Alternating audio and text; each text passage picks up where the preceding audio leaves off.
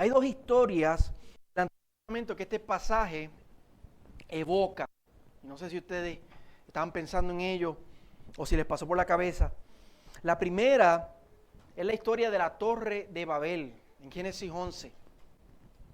Allí, todos los hombres de la tierra todavía hablaban un mismo idioma y se reúnen y dicen: hagamos una ciudad cuya cúspide llega al cielo y hagámonos un nombre famoso para no ser dispersados. Y eso no podía ser posible porque Dios no creó a la humanidad para su propia gloria, creó a la humanidad para la gloria de Dios. Así que Dios desciende y detiene eso por medio de dividir las lenguas. Y Babel viene de una raíz que significa en hebreo lenguas, diferentes lenguajes. Y allí toda la humanidad fue confundida y se dispersaron por sus diferentes lenguas. La segunda historia es la historia de Sodoma y Gomorra en Génesis capítulo 19. Una ciudad que, como sabemos, estaba tan corrompida moralmente que fue destruida. Dios la aniquiló con su juicio, con fuego y azufre que descendió del cielo. Y desde aquel entonces, Babilonia, no una ciudad específica, hermano, otra vez no pensemos en Apocalipsis de manera muy literal, sino Babilonia en el sentido del hombre, la humanidad, se ha crecido y se ha corrompido más y más a través de los siglos, a través de la historia y a través de los imperios del mundo. El hombre, y por hombre me refiero al hombre y la mujer, no piensen de manera que piensa nuestra cultura hoy día. El hombre, la humanidad se ha sofisticado más y la corrupción moral ha aumentado más y más. En la misma manera que hemos crecido en tecnología, en esa misma manera hemos crecido en inmoralidad. Piensen a través de la historia, por ejemplo, imperios como Asiria, como Babilonia, como Persia, como Grecia, como Roma, que eran grandes enemigos del pueblo de Dios en el Antiguo Testamento y aún en el Nuevo Testamento. Y hoy día podemos pensar en países como Europa, países como China y países como los Estados Unidos. Países que se han crecido en sofisticación y en inmoralidad y en rebelión contra el Señor. Hoy día vemos que esa torre de Babel está volviendo a ser construida. Y está llegando al cielo nuevamente. Y la corrupción de Sodoma, en el sentido figurativo de nuestro tiempo, la corrupción de Sodoma se ha aumentado, y se ha multiplicado, se ha concentrado. De manera que hoy día vemos cosas inmorales que en la historia no se podían imaginar. Hoy día vemos cosas que claramente nosotros sabemos por nuestra conciencia y por la palabra que son malas, pero hoy día las llaman buenas y las quieren hacer buenas y normalizar. ¿Cuál va a ser la respuesta de Dios ante eso que está pasando hoy día? Esa respuesta que nosotros acabamos de leer en Apocalipsis capítulo 18, Dios va a descender, Jesucristo va a volver por segunda vez y no solamente va a volver, sino con Él va a traer el juicio de Dios y va a destruir la gran ciudad que se ha crecido, que se ha sofisticado, que ha vuelto a erigir esa torre y que ha vuelto a concentrar sus inmoralidades. Y uno se pregunta, ¿pero qué del pueblo de Dios? ¿Qué de nosotros que creemos en el Señor? ¿Qué nosotros vamos a padecer? ¿Qué nosotros vamos a sufrir? Y podemos pensar en la historia de Lot en Sodoma, que cómo él fue salvado por Dios, de manera que él salió de Sodoma antes de que descendiera la ira de Dios, antes de que rayara el alba. Nosotros hemos estado viendo en el libro de Apocalipsis el pueblo de Dios, el verdadero pueblo de Dios, somos protegidos. Lo vimos en el capítulo 7 con los 144,000 sellados. Dios ha sellado a su pueblo y su pueblo está protegido. Lo vimos en el capítulo 11, en los primeros 2 versículos, cuando vimos el templo fue medido y veíamos que Juan estaba usando el templo para referirse al pueblo de Dios. Nosotros somos el templo del Señor y estamos medidos de manera justa, estamos protegidos. Pero tenemos que tener cuidado de que realmente seamos Lot. Que realmente seamos Lot y que no seamos la esposa de Lot. Que tengamos solamente una apariencia externa de piedad, pero en nuestro corazón siendo más de Sodoma que del Señor, de manera que la esposa de Lot, estando lejos, sintió el tiro de su corazón de la ciudad y se volteó a ver y se convirtió en sal y también recibió el juicio y el castigo de Dios. Y esa es la exhortación que Dios tiene para nosotros hoy en este capítulo, hermano. Saber que la destrucción de este mundo y de esta generación es cierta. No se va a poder escapar de ella. Y advertirnos a nosotros realmente ser del Señor y no ser del mundo. Que no seamos lobos vestidos de ovejas, con solamente una apariencia fariseica, externa, y realmente ser del Señor, realmente haber nacido de nuevo. Y hemos visto en Apocalipsis varias veces el ciclo del fin de los tiempos, comenzando con la ascensión de Cristo y terminando en la segunda venida de Cristo. Y entre medio de esa ascensión y la segunda venida de Cristo hemos visto los juicios de Dios sobre este mundo, la persecución de la iglesia, pero también la protección del pueblo de Dios. Lo vimos en los 7 sellos, lo vimos en las 7 trompetas, lo vimos en las 7 narraciones de los capítulos 12 al 14 y recientemente lo vimos en las 7 copas de la ira de Dios. Vimos con cada ciclo que el juicio de Dios escala como si fuera una orquesta sinfónica, aumentando en intensidad con cada repetición de la melodía de la canción. Cada ciclo vemos que hay más énfasis hacia el final del final, hacia el periodo final del fin de los tiempos, mostrando más y más la severidad de los juicios de Dios.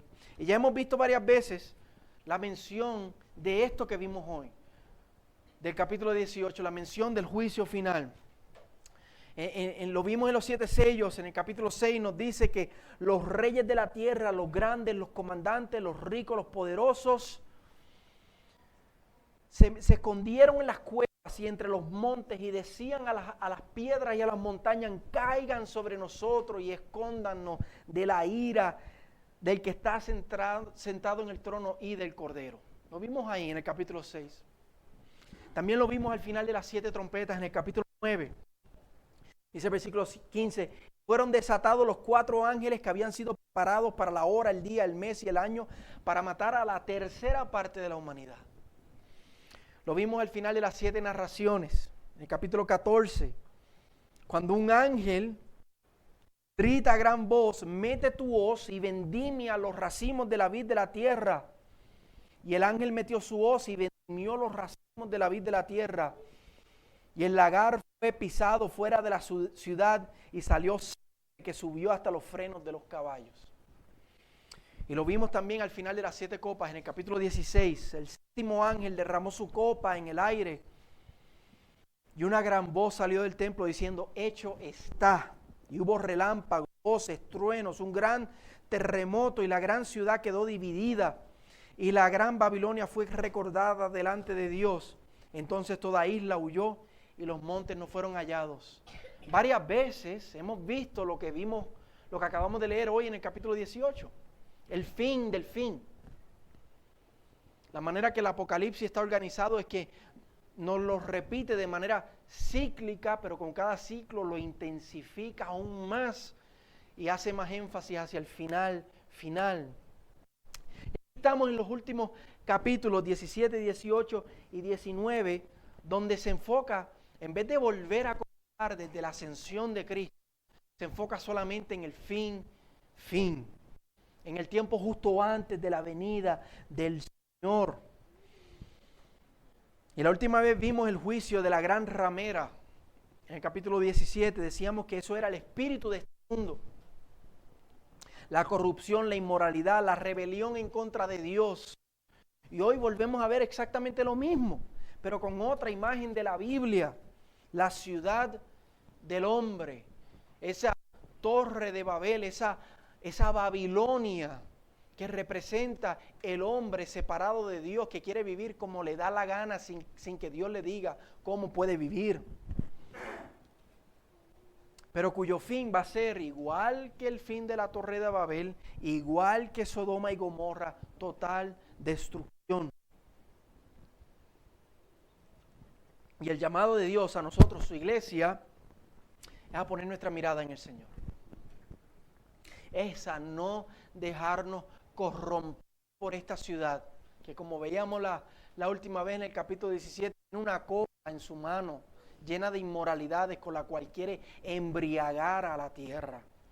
Y nosotros como pueblo de Dios tenemos que ser sobrios, velar y orar, y no dejarnos corromper por esa gran ramera, por esta gran ciudad de Babilonia. Así que vamos a ir a través del pasaje de manera breve. Vamos a ver varias cosas que vemos aquí en este capítulo. En los versículos 1 al 4 vemos a lo que esta ciudad se ha crecido a través de la historia. Vemos en lo que esta ciudad se ha convertido. Miren los versículos 2 al 3. Grita una potente voz, cayó la gran Babilonia y se ha convertido en habitación de demonios, en guarida de todo espíritu inmundo. Todas las naciones, el versículo 3, han bebido del vino de la pasión de su inmoralidad. O sea que su corrupción se ha multiplicado, se ha intensificado, se ha concentrado, se ha diversificado. Los versículos 4 al 7, vemos que el cielo, esta corrupción es tanta que el cielo ya no puede aguantar más. Mira el versículo 5. Porque sus pecados se han amontonado hasta el cielo y Dios se ha acordado de sus iniquidades. Miren el versículo 7. Cuanto ella se glorificó a sí misma y vivió sensualmente, así denle tormento y duelo a ella. O sea que, mirando hacia el futuro, nos habla de cómo la última gota de corrupción de esta ciudad no solamente está rebosando la copa, está desbordando la copa. Y el momento de pagar, el momento de justicia ha llegado. Versículos 8 al 10 nos habla de lo inmediato, de lo rápido que va a ser ese pago. Miren el versículo 8. Por eso, en un solo día vendrán sus plagas, muerte, duelo, hambre, y será quemada con fuego, porque el Señor Dios que la juzga es poderoso. Miren el versículo 10. Y de pie, desde lejos, por causa del temor de su tormento, dirán, está refiriéndose a los reyes de la tierra, lo menciona el versículo 9. Dirán, ay, ay, la gran ciudad Babilonia, la ciudad fuerte, porque en una hora ha llegado tu juicio. Usa la palabra día y la palabra hora para referirse a lo súbito, a lo rápido, a lo inmediato que va a ser el juicio que ella va a recibir. A través de los siglos, Dios ha tenido paciencia, Dios ha tolerado, pero al igual que Sodoma, va a llegar la mañana y el juicio va a llegar sin más espera, sin más dilatación. Versículos 11 al 15 habla de todo el ostento, de toda la abundancia que Babilonia produce para corromper al mundo, para embriagar al mundo, para tener sus uñas bien metidas dentro del corazón de los habitantes de la tierra. Y cómo todo eso va a llegar al fin. Mira el versículo 11. Los mercaderes de la tierra lloran, se lamentan por ella, porque ya nadie compra sus mercaderías. cargamentos de oro, plata, piedras preciosas, perlas, lino fino, púrpura, etc. Miren el 14, y el fruto que tanto has anhelado se ha apartado de ti. Y todas las cosas que eran lujosas y espléndidas se han alejado de ti y nunca más las hallarás. Versículos 16 al 19 nos habla de cómo los habitantes del mundo se van a doler por la caída de esta ciudad. Les va a doler. Va a ser una pérdida profunda para ellos. Miren el versículo 17. En una hora ha sido arrasada tanta riqueza, todos los capitanes, pasajeros y marineros y todos los que viven del mar y los que han estado, saben que hemos dicho que en el Apocalipsis el mar representa no tan solo el mal, sino la economía. En aquel tiempo las rutas marítimas era lo que movían todo. Y si no hay comercio del mar, pues no hay abundancia. Eso es lo que eso representa. Todos los que viven del mar se pararon a lo lejos y al ver el humo de su incendio gritaban: ¿qué ciudad es semejante a la gran ciudad? Tienen que escuchar el dolor con que ellos lo están diciendo. Y echaron polvo sobre sus cabezas. Una manera de representar duelo. Llorando, lamentándose, gritaban: ¡ay! ¡Ay! La gran ciudad en la cual todos los que tenían naves se enriquecieron a costa de sus riquezas. O sea, y ellos se duelen, no es porque tienen compasión de la ciudad. Ellos se duelen porque a través de ella, ellos se engrandecieron, ellos se crecieron, ellos se complacían. Se duelen porque la pérdida de ella es la pérdida de ellos. Miren el versículo 20. Y este versículo, póngale mucha atención. Versículo bien importante. Regocíjate sobre ella, cielo, y también ustedes, santos, apóstoles y profetas. Le está hablando a la iglesia. Le está diciendo a la iglesia: regocíjate por lo que está pasando. Alégrate. Porque Dios ha pronunciado juicio contra ella por ustedes. Dios está haciendo esto por ustedes. ¿Ustedes recuerdan cuando vino en el capítulo 6 el quinto sello? Que eran los santos que habían sido martirizados. Y decían: ¿hasta cuándo, Señor? ¿Hasta cuándo, Señor? El Señor les dio un vestido blanco y les dijo: espérense un poquito más, hasta que se completen el número de sus compatriotas. Y hasta que se completara el pecado de Babilonia, hasta que llegara hasta donde tenía que llegar. El Señor hace esto no tan solo porque es justo, sino por amor a su pueblo, porque su pueblo ha sufrido el embate de esta ciudad. El pueblo de Dios ha querido vivir para la gloria de Dios, pero esta ciudad les ha estado obligando y persiguiendo para que vivan para la gloria de los hombres. Y esto es justo, hermanos. Es importante que nosotros como iglesia sepamos esto. A veces nosotros, les he dicho varias veces que leemos los salmos y vemos cuando David habla de estrellar los hijos de los impíos contra la pared y decimos: pero ¿dónde está el perdón?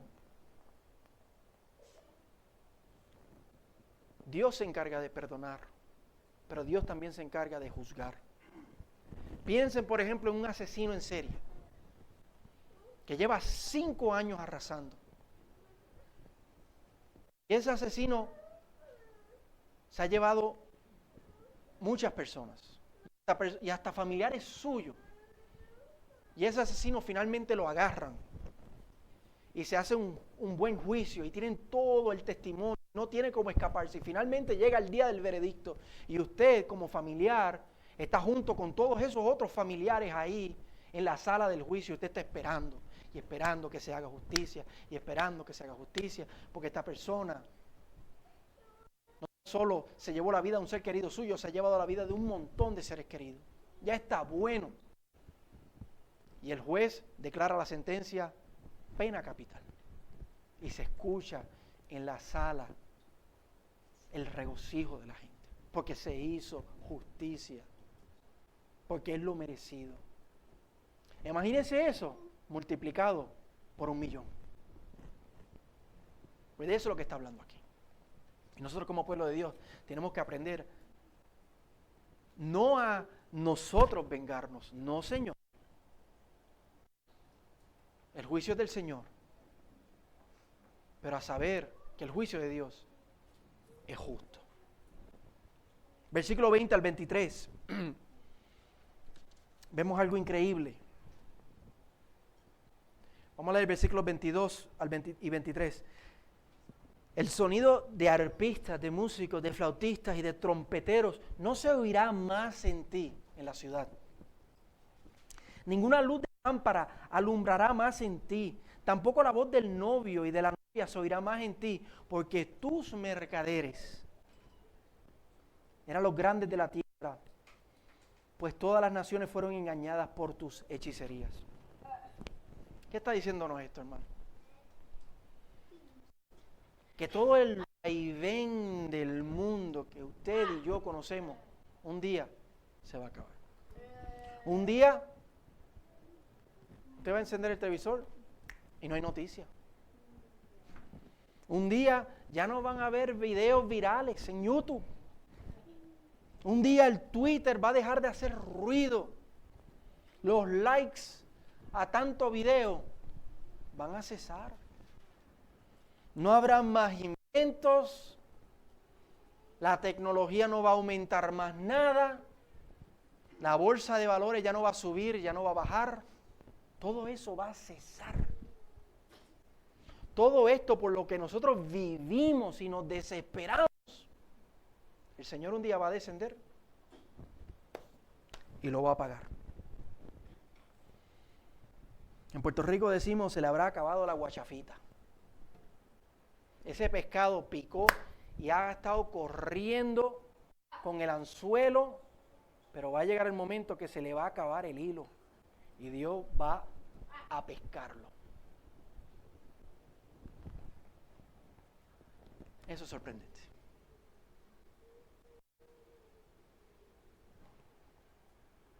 Obviamente este día no ha llegado. Este día nos está hablando de algo que está en el futuro, pero está cada vez más cerca.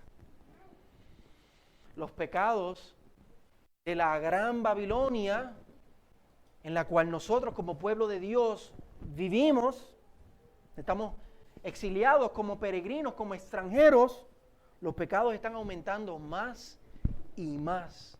Y pronto van a llegar al cielo, el cielo no lo va a tolerar más. Y como veremos en el próximo capítulo, capítulo 19, el Señor volverá con voz de mando, con trompeta de Dios, a la trompeta final, y destruirá esta gran ciudad con la espada de su boca. Y el pueblo de Dios habrá sido arrebatado con Él en las nubes y habrá venido victoriosamente con Él a traer este juicio sobre esta tierra. Protegido, sellado, a salvo. Mientras tanto, el pueblo padece, pero cuando el Señor vuelva a traer ese juicio, estaremos a salvo. ¿Cuál es el llamado de Dios a su pueblo? ¿Qué nos urge este pasaje a nosotros hoy? A cómo vivir, a cómo pensar, a qué pensar al salir de aquí hoy y planificar nuestra semana. ¿A qué nos urge este pasaje? Primero que nada, este pasaje nos dice que si tú no estás en Cristo, ven a Cristo. Ven a Cristo. Él es el único camino de salvación. Las aguas, el diluvio del juicio de Dios va a venir en cualquier momento. Y si tú no estás montado en el arca es Cristo, tú te vas a perder. Tú tienes que venir al Señor. No te van a salvar tus obras. Porque nosotros somos igual de malos que la gran ciudad. Nosotros hemos bebido de sus inmoralidades y hemos comprado de sus mercaderías. Todos somos culpables. No hay justo ni siquiera uno, dice la palabra. No te va a salvar ninguna religión. Porque eres culpable, porque has pecado, porque mereces muerte. Tienes que venir a Jesús. Tienes que entrar a la barca. Tienes que arrepentirte y poner tu fe en el Señor. Cristo pagó el precio, como estábamos cantando. Él fue el único inocente. Él fue el único que vivió una vida perfecta, que vivió para la gloria de Dios. Inocentemente fue a la cruz y recibió el castigo de nuestro pecado. Él se vistió de nuestros pecados espiritualmente y recibió nuestro infierno. Recibió este juicio que leímos aquí, que la gran Babilonia merece. Jesucristo lo recibió en la cruz del Calvario y se hizo justicia. No porque Él lo merecía, no porque tú y yo lo merecíamos. Él lo hizo por amor a su pueblo. Pon tu mirada en Cristo. Arrepiéntete de tus pecados y mira al Salvador en la cruz del Calvario dando su vida por ti. Y solo de esa manera vas a poder ser salvo como Lot. Vas a poder salir de la ciudad y estar a salvo. Solo de esa manera, cuando Cristo vuelva, vas a resucitar y encontrarte con Él en las nubes. Y escapar de la destrucción de esta ciudad que cada vez se acerca más. Lo otro que nos llama este pasaje es, si ya eres un creyente, a nosotros como creyentes a salir de Babilonia. No a salir físicamente, porque vivimos en Babilonia, pero nuestro corazón, nuestra mente, a salir de Babilonia. Miren el versículo 4. Oí otra voz del cielo que decía, salgan de ella, pueblo mío. Si dice pueblo mío, ¿de quién era la voz? Es Dios, es Jesucristo hablándonos en esta mañana. Salgan de ella, pueblo mío, para que no participen de sus pecados y para que no reciban sus plagas.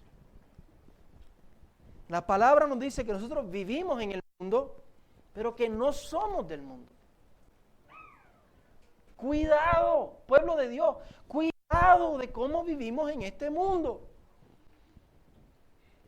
A veces nuestra mente, a veces nuestras emociones, a veces nuestros deseos, nuestra voluntad está muy manchada por la Babilonia, muy cautivada por la Babilonia. Somos del Señor, pero estamos muy influenciados por Babilonia. ¿Cómo estamos viviendo en este mundo, hermano? Examine su vida y pregúntese, ¿cómo estoy viviendo en este mundo? En Juan 15, Jesús ora. Juan 17, perdón. Jesús ora al Padre por su pueblo, por ti, por mí. Mira lo que le dice. Le dice al Padre, le dice, Padre, yo les he dado tu palabra y el mundo los ha odiado porque no son del mundo, como tampoco yo soy del mundo. No te ruego que los saques del mundo, sino que los guardes del maligno. Ellos no son del mundo como tampoco yo soy del mundo. Jesús ya ha orado, hermano, por ti y por mí. No que el Señor nos saque del mundo, esa no ha sido su voluntad. Hubiera sido mucho más fácil que Jesucristo hubiera muerto y resucitado y nos hubiéramos ido todos para allá. Pero esa no fue su voluntad. Ese no fue su propósito. Su propósito era dejarnos aquí en el mundo, no abandonados, nos dio a su Espíritu Santo y ha orado al Padre para que nos guarde del maligno. Esa oración es poderosa. Esa oración fue hace 2000 años, pero esa oración todavía resuena y tiene potencia hoy. Esa oración todavía, el Señor nos sigue guardando hoy por esa oración. Y más que eso, La palabra nos dice que Jesús y el Espíritu Santo intercede por nosotros con gemidos indecibles. Ahora mismo el Espíritu de Dios dentro de ti, orando por ti, intercediendo por ti, por mí. Jesucristo a la diestra del Padre, intercediendo por nosotros. Guárdalo, Señor, protégelo, Señor. Que tengan sus ojos puestos en el cielo y no en las cosas terrenales. Hermano, tenemos que montarnos en la ola, el poder del Espíritu Santo para no ser de este mundo. Tenemos que vestir de toda la armadura de Dios, como nos dice Efesios capítulo 6, y vivir para el Señor. Seguir dando la lucha, seguir dando la pelea. Eso no significa que nunca vamos a pecar. Primero Juan capítulo 1 nos dice que el que dice que no tiene pecado es un mentiroso. Romanos 7 nos dice que lo que yo quiero hacer, eso no hago. Y lo que quiero hacer, eso hago. Es la lucha, es la batalla. Gálatas capítulo 5 nos dice que la voluntad del Espíritu y la de la carne se oponen. Así que tenemos que seguir dando esa lucha. No pensemos que lo vamos a hacer de manera perfecta. No, eso lo hizo Jesús. Y nosotros mirando esa cruz y mirando ese sacrificio, venimos en confianza, como estábamos cantando esta mañana, y decimos, Señor, ten piedad de mí, porque he pecado. Pero así mismo como nos arrepentimos, así mismo nos paramos y seguimos dando la lucha y dando la pelea. Y esta advertencia es bien importante, hermano. Y esta diferencia es bien importante. Porque si somos de este mundo, si solamente tenemos una apariencia de piedad como la esposa de Lot, y no como Lot, si somos de este mundo, vamos a terminar como la esposa de Lot. Mira lo que dice el final del verso 4. Salgan de ella, pueblo mío, para que no participen de sus pecados y para que no reciban de sus plagas. Si tú te haces llamar un creyente, pero tú hueles y vives como uno de allá afuera, eso es una fe muerta. Eso no es una fe viva, porque una fe viva se demuestra por obras. Uno que ha nacido de nuevo vive de manera diferente. Así que tenemos que examinarnos, como le dice Pablo a los Corintios, a ver si sí o no estamos en el Señor. Bien importante. Tenemos que tener cuidado, tenemos que salir de la ciudad, hermano. Que nuestros corazones, que nuestras mentes salgan de esta ciudad y estén comprometidos totalmente con nuestro Señor y Salvador. Una cosa más, que este pasaje nos reta. Pregúntese usted, y esto es una manera de examinar nuestro corazón, a ver si estamos o no estamos. Pregúntese usted, ¿qué cosas a usted le duele perder? Aquí vemos en este pasaje a los reyes de la tierra lamentándose, haciendo duelo y llorando por todo lo que perdieron. Y la semana pasada Lester nos estaba hablando de eso. Nos estaba hablando del dinero, de las posesiones, de la confianza que debemos tener como pueblo de Dios en el Señor, que Él, si Él cuida de las aves, Él cuida de nosotros. Nosotros como pueblo de Dios no nos debe doler perder las cosas, porque sabemos que tenemos una herencia eterna y sabemos que Él cuida de nosotros. Estos reyes pierden todas sus riquezas, pierden todas sus posesiones, todas sus fuentes de ganancias y se lamentan. Pero nosotros como creyentes tenemos que saber vivir satisfechos. Como Pablo en Filipenses capítulo 4, sé tener abundancia, sé tener escasez. O sea, la providencia de Dios está dulce o está amarga. Yo estoy contento en el Señor. Yo estoy agarrado del Señor. Yo estoy confiado en el Señor. Y Pablo termina diciendo, ¿por qué? Porque todo lo puedo en Cristo que me fortalece. No importa lo que la providencia de Dios traiga mañana. Yo todo lo puedo en Cristo porque Él me fortalece, porque Él es mi tesoro. Esa herencia está reservada en los cielos y nadie me la puede quitar o tocar.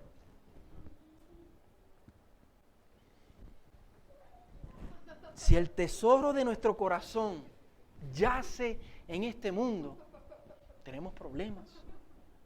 Pero si el tesoro de nuestro corazón yace en el cielo, eso significa que Cristo es nuestro tesoro. Eso significa que somos hijos de Dios, que hemos nacido de nuevo. Y en cierta manera, hermanos, que somos intocables, que este mundo nos puede hacer lo que le dé la gana. Y el gozo que me dio el Señor, el mundo no me lo puede quitar. Lo más que pueden hacer es quitarnos la vida. Y Pablo dijo, vivir es Cristo y morir es ganancia.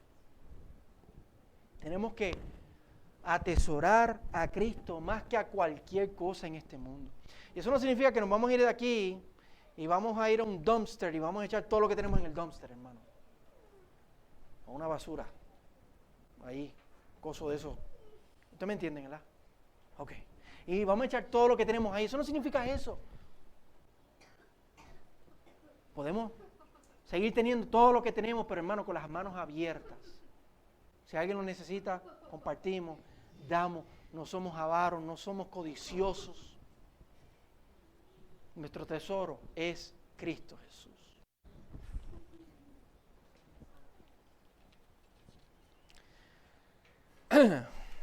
Luego que Cristo venga y juzgue esta tierra, ya para terminar, hermano, luego que Cristo venga y juzgue esta tierra y destruya la gran ciudad, ¿qué va a quedar? ¿Qué va a quedar? ¿Dónde el pueblo de Dios que va a ser protegido, dónde habremos de habitar? Vaya conmigo a Apocalipsis capítulo 21. Vamos a adelantar un poquito. Alguna semana vamos a llegar ahí. Eventualmente. El Señor destruye esta ciudad del hombre para establecer su ciudad eterna, donde el pueblo de Dios ha de habitar. Mira lo que dice capítulo 21, versículo 10. Entonces me llevó en el espíritu a un monte grande y alto y me mostró la ciudad santa, Jerusalén, que descendía del cielo de Dios y tenía la gloria de Dios, y su fulgor era semejante al de una piedra muy preciosa, como una piedra de jaspe cristalino. Hermanos, una ciudad va a descender del cielo. Una ciudad mejor, una ciudad gloriosa, una ciudad pura. Aquí, en esta ciudad de hombre, todo gozo, una apariencia de gozo. Todo gozo se fuma y se va. Hoy estás contento y mañana estás depresivo. Pero esa ciudad va a tener gozo verdadero. En esa ciudad va a haber justicia verdadera. Aquí hay justicia parcial, hay justicia que se queda corta, hay muchísima injusticia. Hay muchas cosas que se le llama justicia y no es justicia nada. Y el corazón lo siente. Pero allá va a haber justicia verdadera. Ese es nuestro hogar. No es aquí. Nuestro hogar es allá. Nosotros somos ciudadanos de ese reino. Somos ciudadanos de los cielos. Y Dios quiere que nosotros como su pueblo anhelemos ese hogar. ¿Qué tú anhelas? ¿Qué tú desesperas? ¿Qué tú sueñas? ¿Qué tú planificas? Dios quiere que anhelemos ese hogar. Que nos dé nostalgia por esa casa. Que nos dé añoranza y hambre por ese mejor y verdadero hogar. ¿Cómo nos mantenemos puros de Babilonia? ¿Cómo no nos contaminamos en esta ciudad mientras esperamos que el Señor vuelva? Anhelando nuestro hogar, poniéndonos nuestra mirada en ese hogar. Eso fue lo que hizo Abraham, nuestro padre de la fe. Hebreos capítulo 11 dice que por la fe él habitó como extranjero en la tierra. Nosotros habitamos como extranjeros en esta tierra. porque esperaba la ciudad que tiene cimientos, cuyo arquitecto y constructor es Dios. Él no estaba esperando la tierra prometida allí en el Medio Oriente de Israel, no. Él sabía que había algo mucho más grande, mucho más verdadero. La nueva Jerusalén, la ciudad celestial, el hogar verdadero. Abraham lo esperaba viviendo aquí como un peregrino y como un extranjero, y nosotros esperémoslo también, hermanos, viviendo como peregrinos, como extranjeros. Anhelemos nuestro verdadero y duradero hogar, pero hasta entonces, hermanos, hasta entonces tenemos que vivir dando la batalla aquí, como peregrinos y extranjeros. Vamos a orar.